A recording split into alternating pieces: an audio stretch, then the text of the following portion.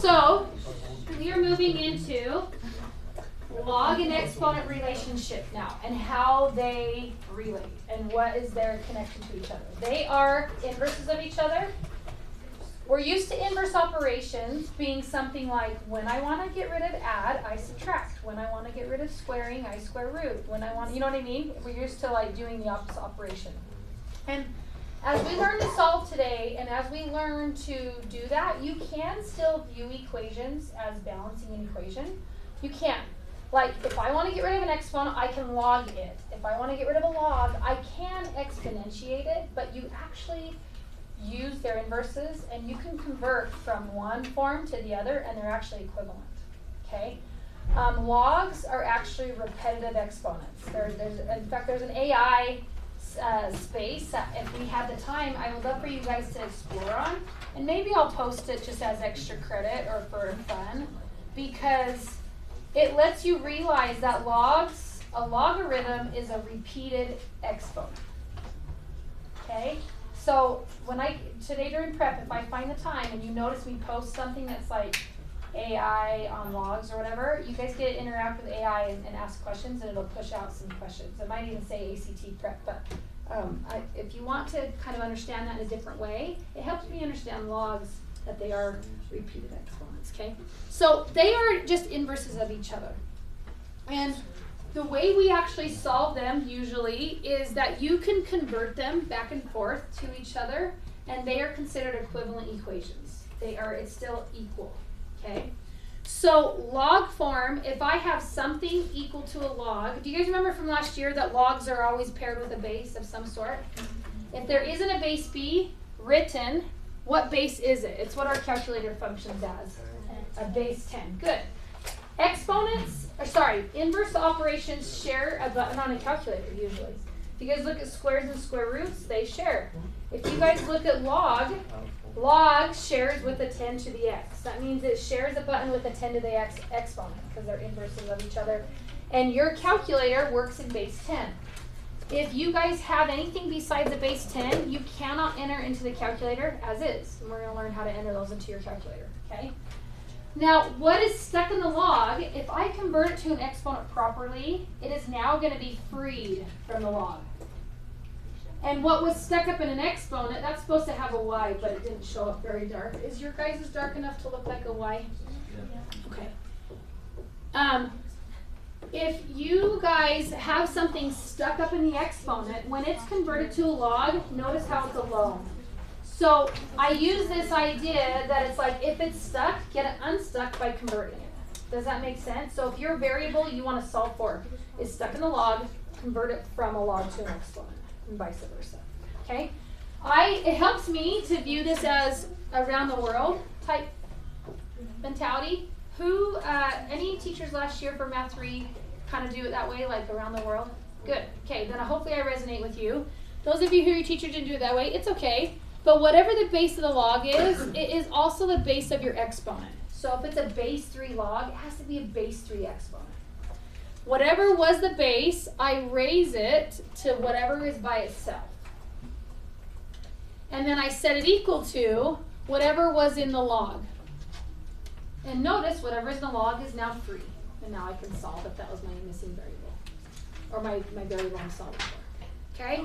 This is just the definition of a log, and this is how we convert back and forth and solve. Okay? Alright. So around the world, if you guys hear me say that, I want you to know what I mean.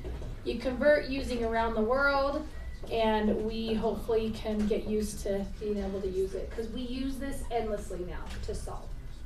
Okay? Unless we have e's and ln's, sometimes we don't use the around the world as much with them, but we can still. Okay? We'll get to that. All right. So first off, I want you capable of writing both directions properly. So let's start with logs to exponents, and then we'll do some exponents to logs, and then if I feel like you guys have it, we won't do all of it. Does that work? Yeah. Okay. Okay. Write each as its equivalent form. How would you write A and say that it's equivalent? Perfect. 5 squared equals x. Good. Rewrite this one. 4 to the power 3 is 64. So we're doing around the world, right? And by the way, with the gauge, who is this coming back to from last year? Like, who feels like, I remember these properties? So let me know how slow or fast to go. Okay? How much? The sideways or the downs? Okay? Show me just briefly, okay? I'll go kind of slow. Some of you guys still need it. Okay, convert this one. So what the base is needs to be my base of my log. 5 squared equals 25. Good. 7 to the, good. This actually introduces a property. What do you guys think will happen no matter what the base is if I ever log a 1? Yeah, if I ever log, no matter what the base, a 1, it's always going to be 0 because b raised to 0 will always be a 1. So here's your first little like quick property, which we'll actually do this on another lesson. But okay, are we good logs? I think logs to exponents is the easy way. The backwards way is the hard way for me because it's less around the world look, but you can still do it that way. All right, so rewrite these ones in their equivalent log form. Okay.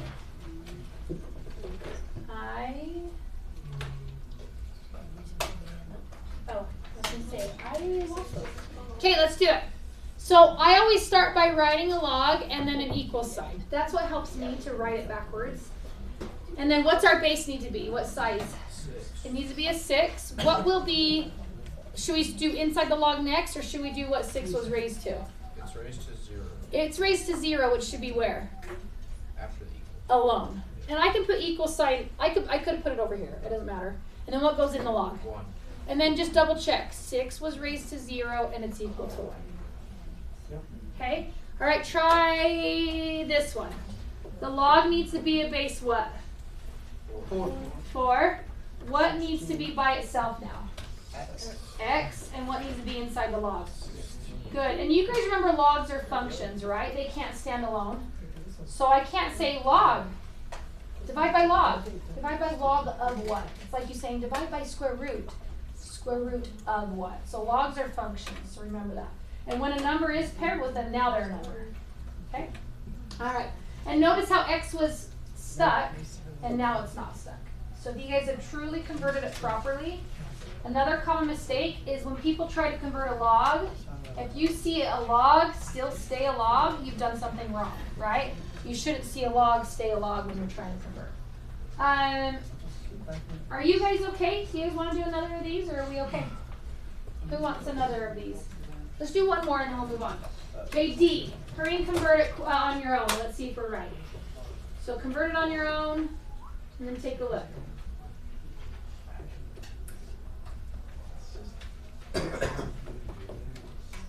Okay, did you try it and did you get this as your conversion? Yeah. Awesome. Your base 3 to the negative 4 over 1 over 1 would have looked like this. Okay, we are good. Now we are going to find the exact value of logs. And I actually have 2 approaches.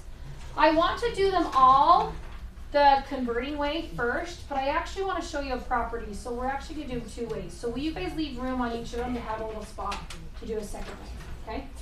So I'm going to go like this, and I'm going to kind of block, oops. I'm going to block this off a little bit to give me just a little bit of organized space. Ooh, that's not very. And yeah, we'll do this first way in red. So this first way, you guys will say, well, log base 2 of A equals something, and just call that something a variable. And then you guys get to convert it. So what do we convert this to?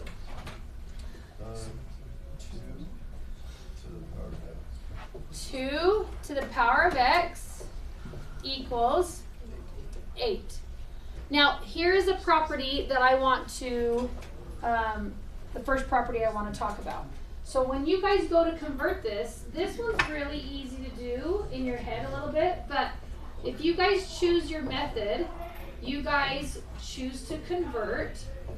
Well, when you guys convert, you're going to run into this. If my base is raised to x and my base is raised to y, what did we just learn last time? Didn't we do this in our homework where you can manipulate the bases to match? Then x can equal y. Good. So if you guys choose to convert, you're using this property, which we just practiced. How can I manipulate 8 to match?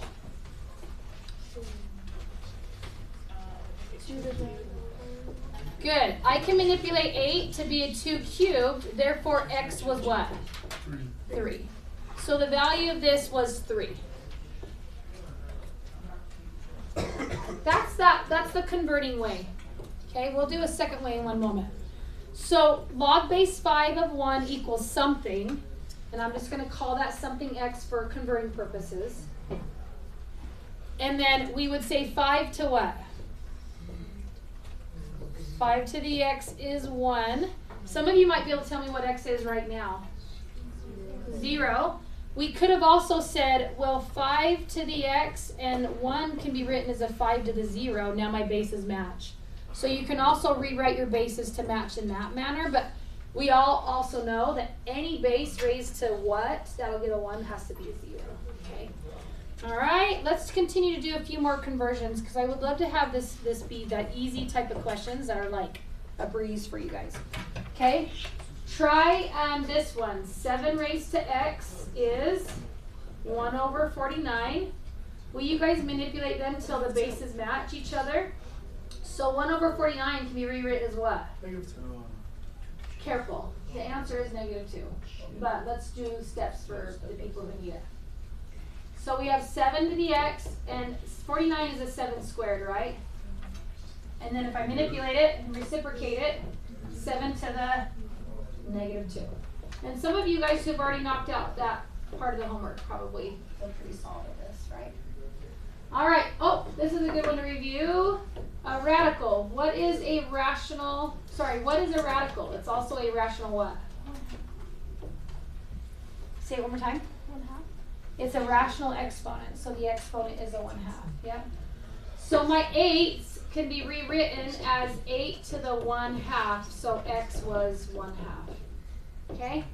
Now I actually don't love doing the converting way with these types. I have a second way that I like. Okay. I don't know if teachers, from what I can tell in my meetings, none of my other teachers love to teach it this way, and I kind of love it. And I like it for when we graph logs because it makes it really easy to graph.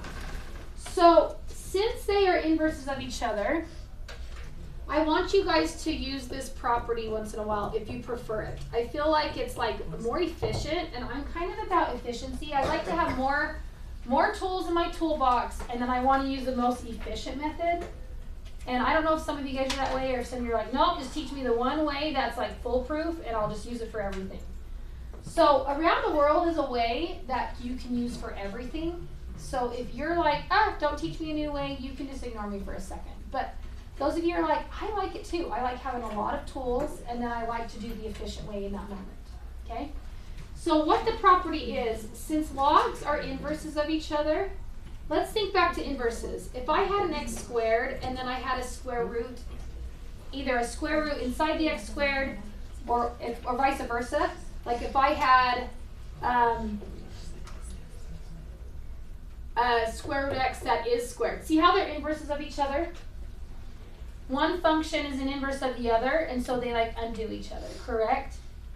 So on a square root of x that's squared, my answer was x. On a square root of x squared, my answer was x. And it's because they're inverses of each other. So logs and exponents are inverses of each other. So if there happens to be an exponent inside my log that is a matching base b, then I can technically just say my answer is what? X. Because to log an exponent, they're inverses of each other. They undo each other. Okay? This is why I like this method, because look how fast it is. We still manipulate exponents. See how we manipulated these exponents? Here? We still manipulate exponents. So watch. Log base 2 of 8. How can I rewrite the 8 to be a base 2 so that it matches my log's base? It's 2 cubed. Log base 2 of 2 cubed is just a 3. Do you see how efficient that is to realize that a log and an exponent are inverses of each other? So if you can manipulate the bases. Do you guys see how we manipulate the 8 to match a base 2? Well, we manipulate the 8 to match a base 2. You're still manipulating the bases to match up, essentially. Who kind of likes the second method because it's kind of efficient? Does it work for some of you? If it doesn't work for you, it's okay. Let's try a few. Log base 5 of 1 can be rewritten as a log base 5 of 5 to the 0. So therefore I know my answer is 0. Okay, so let's try this one all on your own for a second. So I'm going to be quiet, and you guys try the one that has a base 7.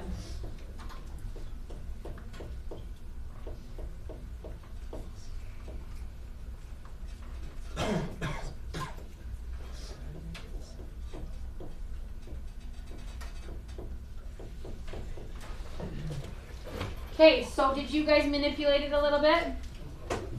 1 over 49 was 1 over 7 squared. 7 squared could be moved to the numerator and be a 7 to the negative 2. So my answer is negative 2. Phones away, please. Okay. Log base 8 of a root 8 is also a log base 8 of an 8 to the 1/2, like Kylie said that they were rational exponents, or was it Maddie? Okay. Now they have matching bases, so therefore my answer is just 1/2. So we are doing the same skill, we just didn't convert it to an exponent. We manipulated this instead. Now, this method only works if your bases can be rewritten the same. If they can't be rewritten the same, we'll teach you how to put that into your calculator. Those are calculator answers. So if your logs cannot be manipulated, you would have to use a calculator. Are we okay with that? Okay. All right, let's move on to some more. We got to get to the interest ones. So this is just the first property I wanted to go through.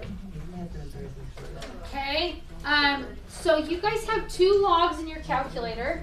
Who remembers that they were named common log and natural log? Okay. Common log, you will never see us usually write a base 10. If we don't write any base, you just assume it's the base 10. That's your common log that matches your calculator function, and so we call it the common log. Your natural log, we just learned Euler's number last time, which is your natural growth number, 2.71, that is present in continuous growth. And so you guys learned it, well, its log is an ln. We don't ever write log base e, even though it's not wrong. You call it ln, and there's a specific function in your calculator to save yourself the time. We don't want to waste time putting in somehow the log base e. We would want to use ln, if that makes sense. Okay? So maybe just really quick, let's get familiar with this part in your calculator. Find your log of 100 really fast and enter it. Find your ln really fast. Do a ln of 1.43. And then tell me what happens when you try ln of negative 2.64. Tell me what happens.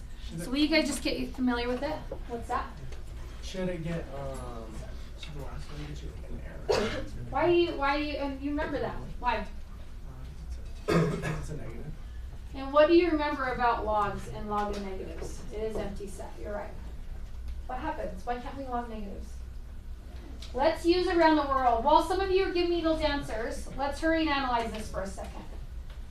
So Will, why can't I log a negative number? Tell me why. Use the exponent property we just did today. Let's convert it. Go ahead, Will. Put you on the spot. Wyatt, you want to convert it? Yeah, why? Anybody? Let's just convert it really fast.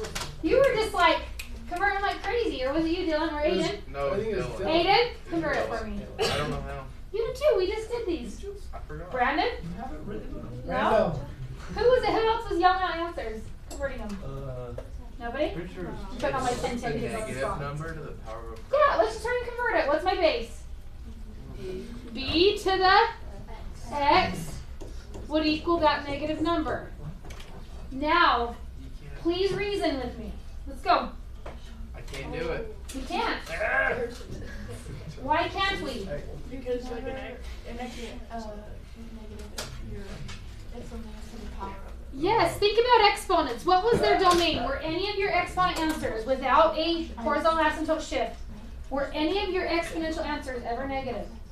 No, they never drop below that asymptote. So think exponents will never be negative unless my asymptote moves or we have some transformation in exponent.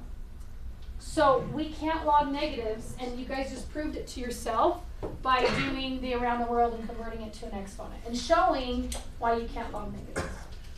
There's never an exponent that will give you a negative answer. Cool? Did anybody get this decimal just to get familiar with it on your calculator? Like a 3. You should have gotten a 2 here because also this is a log base 10 of 100, which by hand, 100 can be manipulated to what? 10 squared. Did anybody do it by hand? Nope. Did everybody use a calculator? Yep. That's okay. And then what was ln of 1.43? 358. Good. So you guys are familiar and know where they're at. You good? Okay. I want to just solve a few, and then the rest of the lesson has to be spent on interest, okay? Let's just solve a few and be on our way. So your homework has you apply the around the world property to solve the equations. On day 1, we gave equations where your exponents can be rewritten the same, but now we have logs, okay? So let's go ahead and try this. Use around the world to solve these. What would you do? Don't forget, everything you just did, you have been doing just a little more with basic problems, but you do the exact same thing. Like when I was asking these guys to prove to me why we can't log a negative, it's just using around the world still, okay? Convert it to its other form. Start A for me. So you're going to do 3 to the power 2 equals 4x minus 7. Exactly. And we freed our stuck expression, and now x can easily be solved for. Okay? We would just simply solve here. And what did you get? You said what? Divide by 4. So you guys said x is 4? Yep. Now one thing you need to be in a habit of doing is checking each problem. My reasoning for this is because logs have domain restrictions. Now we're not graphing until next time. Oh, do we get a graphing before this test? I think we graph before this test. 16. Does 16 have graphs of logs, or is it after this test?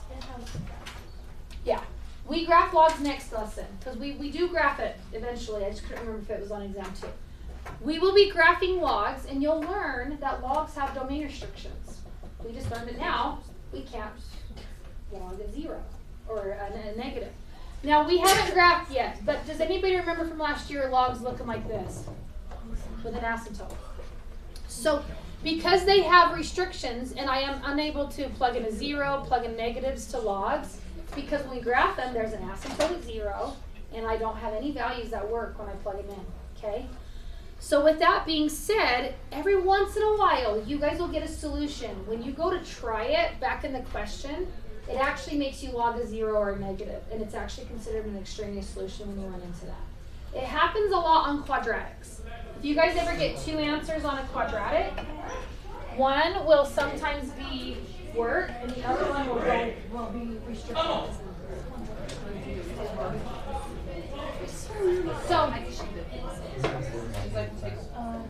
So I need that to be a habit on logs. Just take it back and check it and make sure it works, okay? Because we don't have the time to like always show this set perfectly, then I'm gonna probably only do it right here. Other than that, check. So when I go to plug this in, I get a 16.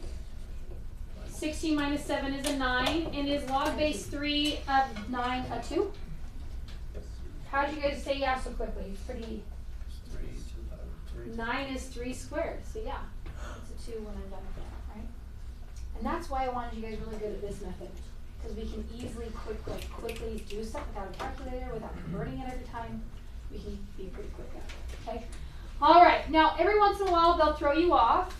We used to not ask this question, and then they asked it on one of the exams, and my students were like so not used to the base, being the unknown. And so I decided to throw it on our notes because I was really sad that my students were so thrown off by it. So, and we've never done it in our math 3 classes. We've never had the base be the unknown. So, still stick to the properties you know. Okay, so what do we convert this to? X squared. X squared is 64. And obviously this one is really easy to do by hand because we can, like, in our mind, we know what goes in there. So, but let's go ahead and just solve it how you would solve quadratics, and we would square root both sides, right? And so our two answers are what? Plus and minus 8. Yeah, plus and minus 8. However, what do you guys notice? When I go to try it, we cannot have bases that are actually negative. So this is an example of an extraneous thing, and we would just not count the negative on that one. Or if I go to try things and it doesn't work when you try it. So we will never have like negative bases for logs. All right, now we're going to, do you want to stick to logs for a second, or are you okay we do an exponent now? Okay, let's convert. We haven't done an E yet, so I like this one because the E's are just a little bit different, okay? So if I convert an E, I have to convert it to an ln. Okay, let's go from there. What goes where when I convert this? What was stuck should now be free, right? So what goes all by itself? The negative 2x plus 1. Good. And then what's inside the log? 13. E to negative 2x plus 1 was equal to 13. So you just make sure that it works, okay? This is a number in my calculator, so everybody type it in and leave it. Just use that decimal. And then, all right, you guys type that into your calculator. And you guys should have minus a 1, and then you divide by 2, right? Or negative 2, right? What did we get for our x then? Negative 0.7824. Very good. We just go about a couple decimal places. So 0. You said 78. 78. Okay. Common mistake with logs and exponents. Logs and exponents calculator functions usually put a little parentheses there. And if people miss these and they know how to do them, it's missed because they forget to close a parenthesis or press equals. So if you guys do this in stages and press equals after every stage, great. If you guys were typing in ln of 13 minus a 1 divided by 2, you would need to make sure you close parentheses. But I would just press equals as often as I can. Cool? Okay. All right. How many of us were able to try this one? What did we get? And let's see if we're right, and I'll do it if they're tricky. What did we get? 3. Good, Dax. Okay. So Daxon got 3. Anybody else in the room? Do we feel like we have it? Let's talk it through. Convert it. Y to the negative 3 is 1 over 27. What do I do when I have a negative? This one's a little tricky, kind of hard to wrap your head around. We're not used to being able to square, cube, root negatives. So how do we take care of it to eliminate it from being a negative? And I like these unique ways because I don't know if Math Excel, hopefully Math Excel challenges you in different ways, and then I'll challenge you with these are random ways they assess these on the test. And it's shocked my kids, so we started adding them to our notes, So this one's a little shocker. It shouldn't be too hard, but what do we do? What do you know about negative exponents? Let's start there. I can reciprocate that and make it a positive cubed, right? Yeah, it can. So I can make this a 1 over y cubed, and now I have made it so that I don't have any more negative exponents. What else can I do to solve now? With proportions, can they be written switched if we want to? We can also cross product. We can also have times the y cubed and 27 to both sides. But if you have proportions, they can be rewritten this way too. So I technically could have made this a y cubed is equal to 27. And then that's what you guys cube root. And when you cube root 27, what do you get? 3. Good. Okay. What was the answer on E? Did anybody get this one? No. Was it a tricky one? Yeah. No one in the room? That's okay. Let's try it together. At least start with your conversion. That's supposed to be a base 9. I don't know why my formatting copied that super weird, but that's a base 9. Okay, what would I convert it to?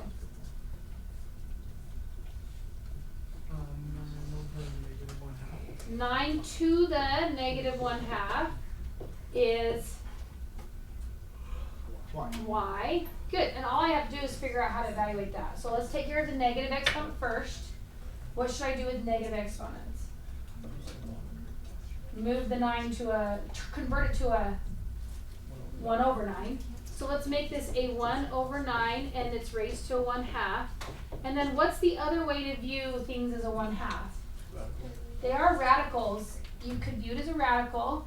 You could also manipulate, have you guys ever manipulated rational expressions to so 9 can be rewritten as a 3 squared that is raised to a 1/2, and rational expressions in times.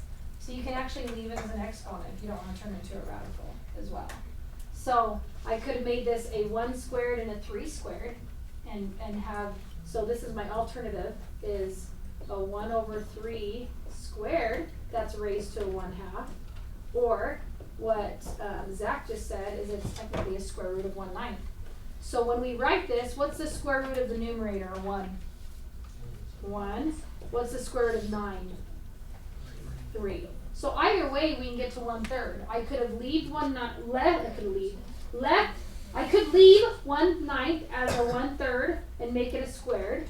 And then that 2 and 1/2 times out to a 1. So you can leave it as exponents, or you could have put a radical around it. Either way, we should have got 1/3. When we go to check it, you make sure it works and we can check it.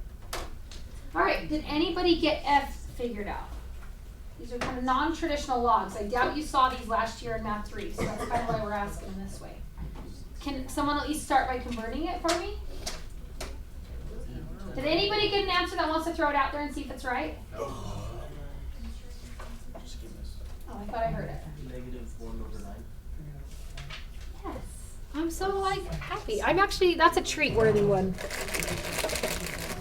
For trying it out. Because a lot of people aren't even trying it out. You've been on a trip for a couple weeks, so good job. Okay. Yeah, he did those with so fast. Just kidding. Alright, what's the base? 10. We would say 10 to the first degree is this rational expression. Good. And then I do what? Times by x. Times by x. Okay, then what? So now I technically have 10x is x minus 1. Now what? Make it 9. So easy. And divide. So negative, did we say negative 1/9? Very good. Okay. Now I'm okay that we spent enough time on that converting. Being able to convert and being able to solve logs and taking the time to know it just makes these application problems so much easier. Okay? So your guys' homework, I gotta return to that because I don't have these organized. Your guys' homework is going to include these. Let's just set up the 2 formulas, and then this will be how we start class. We may actually not end it, which is a bummer. Let's go ahead and try this, okay? When money is involved, it's called interest. Interest is your money working for you. So when you guys actually probably need to understand interest really well because we have to start planning it into our retirement. We are probably in an age where, and are any of you kind of politically involved and kind of try to be involved in politics at all? So those of you who like to be involved in politics, I love it it's like, no. Those of you who like to be involved in politics, you probably are a little bit aware of some of the financial spending of the federal government, and some of it could be legit, some of it could be not, but everybody's all over the place, right? However, they're showing that our Social Security that's coming out of your guys' hard-earned checks is already spent. So, who knows what's going to happen with our retirement and what's going to happen with our Social Security. And Social Security isn't that much anyway. So you guys want to make sure you understand interest. And interest is how you guys make money, let money work for you.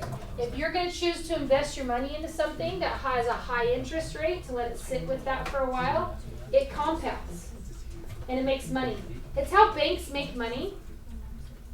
Banks, technically, if you store your money in a bank, they actually are so glad to be able to use your money to invest. And they can essentially, technically give loans out for house loans.